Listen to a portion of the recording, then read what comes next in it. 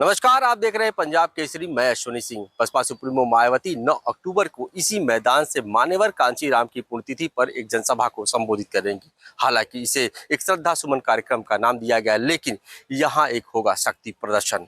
यानी बसपा सुप्रीमो मायावती लगभग 5 लाख से ज्यादा जो कार्यकर्ता हैं उनको संबोधित करने वाली हैं।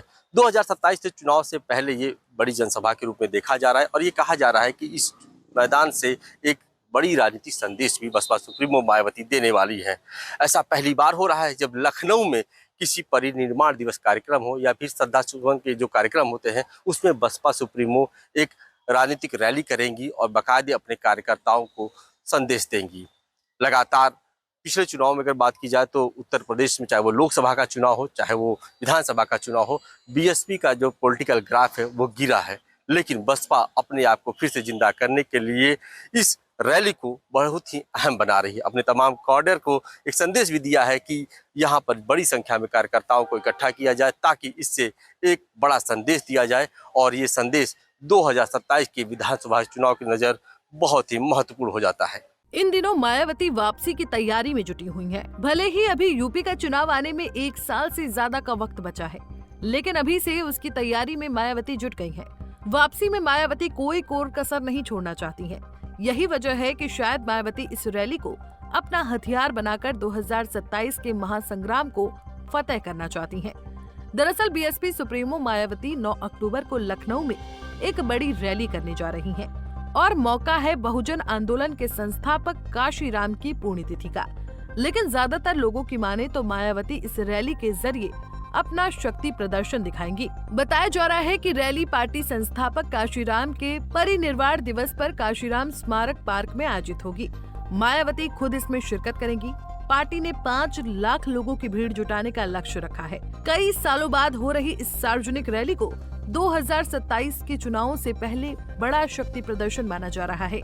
मायावती जो यूपी की 4 बार मुख्यमंत्री रह चुकी हैं, एकला चलो की नीति पर चलते हुए सत्ता पर कब्जा करने की कोशिश में जुटी हैं। बीएसपी ने रैली की तैयारियों में पूरी ताकत झोंक दी है। प्रदेश भर से कार्यकर्ताओं को लाने की जिम्मेदारी जोनल कोऑर्डिनेटर और जिलाध्यक्षों को सौंपी गई है।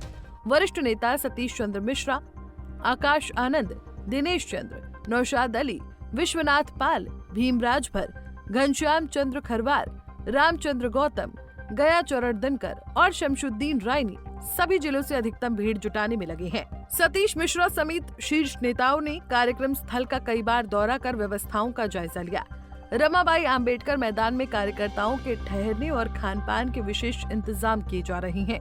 आसपास के जिलों से कार्यकर्ता 8 अक्टूबर की शाम तक लखनऊ पहुंच जाएंगे। बीएसपी इस रैली को अपनी राजनीतिक मजबूती और जनाधार का प्रदर्शन करने का अवसर मान रही है। पार्टी इसे 2027 विधानसभा चुनावों से पहले राजनीतिक पुनर्संयोजन की बड़ी शुरुआत के रूप में दिख रही है। एनडीए और इंडिया गठबंधन के बीच मुकाबले के बीच बीएसपी की ये रणनीति चुनावी समीकरणों को प्रभावित कर सकती है।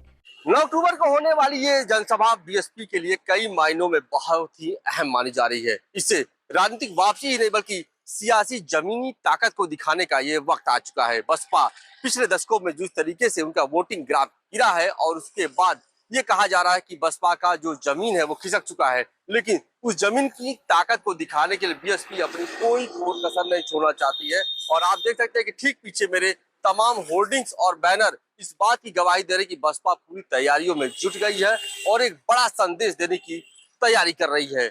इस बार इस कार्यक्रम को लेकर सत्ता ही नहीं बल्कि विपक्षी तमाम पार्टियों पर भी नजर बनी हुई है कि बसपा सुप्रीमो मायावती ये क्या संदेश देना चाहती हैं, क्योंकि इस बार उनके साथ एक नया युवा चेहरा आकाश आनंद भी तमाम होर्डिंग्स और बैनर में नजर आ रहे हैं। तो एक युवा चेहरे के साथ एक नई रणनीति के साथ बसपा अपनी सियासी जमीनी ताकत दिखाने के लिए पूरी तैयारियों में जुट गई है। आप देखते रहिए पंजाब केसरी।